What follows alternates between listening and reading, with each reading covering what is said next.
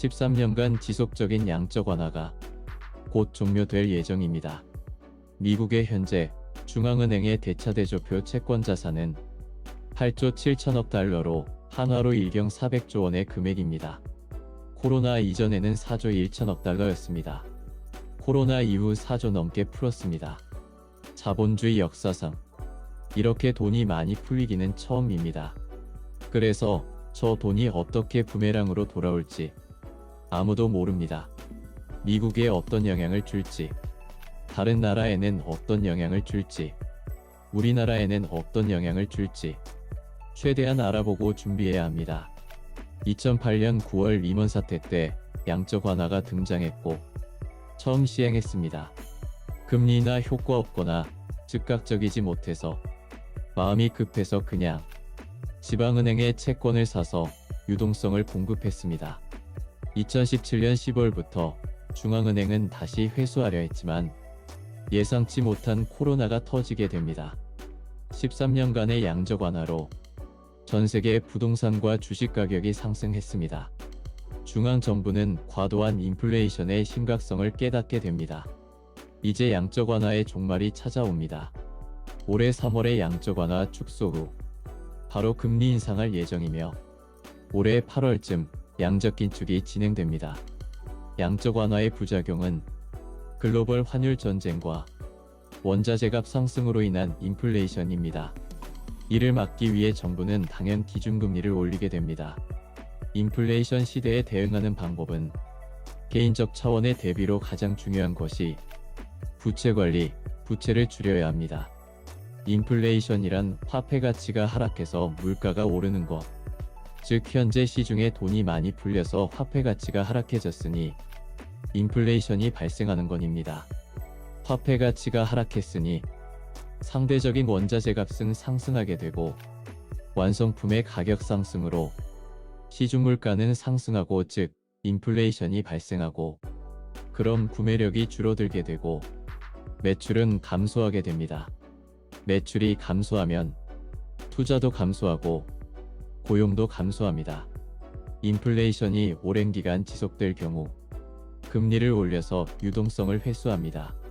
금리가 오르면 대출 가지고 집을 샀다면 부담이 늘어나 견디지 못해서 파는 사람이 한두 명 더 생기게 되고 충분히 하락 조정됩니다. 20년간 1,000원이었던 강남 공깃밥 현재 1,500원.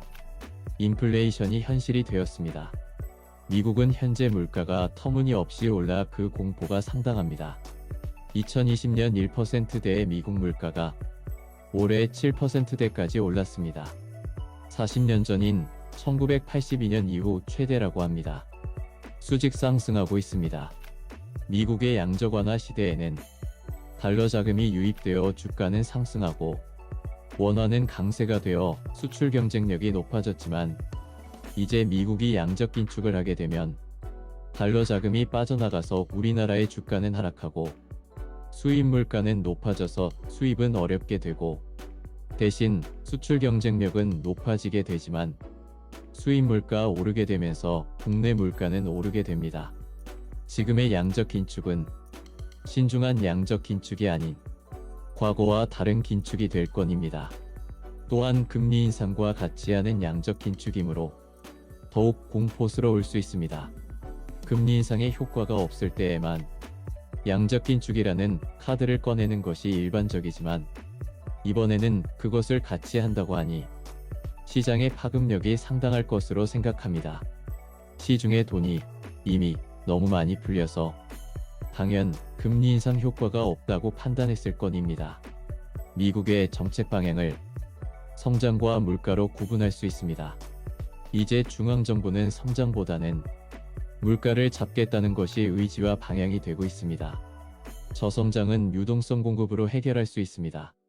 고물가는 얘기가 달라서 인플레이션에 한번 빠지면 저성장과 고물가가 고질병이 되어서 이때는 정부의 능력으로 해결할 수가 없어지게 됩니다. 그래서 중앙정부는 물가 인상에 민감하게 반응하는 것입니다. 이 점을 이해하면 좋겠네요. 미국의 성장이 버틴다면 그만큼 금리 인상과 양적 긴축은 지속될 것이고 미국의 성장이 영향을 받는다면 그 속도는 감소할 것입니다. 다시 말씀드리지만 강한 인플레이션라는 이 변수를 이해해야 합니다. 당연 투자에 있어서 조심해야 합니다. 만약 강한 인플레이션이 지속된다면 어떤 누구도 해결하지 못합니다. 연준, 미국 다 불가합니다. 그만큼 무섭다는 것입니다. 양적 긴축이므로 자금을 회수하는 것이니 우리나라에 들어온 외국 자본의 회수만큼 코스피는 하락하게 됩니다. 미국의 금리 인상으로 환율이 상승하면 코스피는 하락합니다. 이유는 코스피가 2% 상승했다고 했을 때 외국인들의 코스피는 다릅니다. 환율이 1080원에서 1200원으로 올랐다면 달러를 팔고 원화를 사서 투자했다가 한차손이 발생합니다. 결국 코스피에 손 털게 됩니다. 절대적이지는 않지만 미국이 금리를 올리면 환율은 올라가고 달러의 가치는 오르고 원화의 가치는 하락하고 외국인은 원화를 팔 것이고 그럼 주식에 들어간 돈도 청산할 것입니다. 외국인이 빠진 코스피는 당연 하락하게 됩니다. 반대로 미국이 아니라 한국이 금리를 올리면 원화가 강세이므로 환율은 떨어지게 됩니다. 하지만 미국이 금리를 같이 올렸다면 환율은 변화하지 않습니다.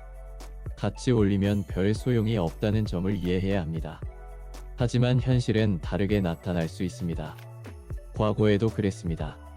반드시 그렇지는 않습니다. 그냥 교과서 내용으로는 그렇다는 것입니다. 우리나라가 성장 속도가 더 크면 돈은 빠져나가지 않습니다.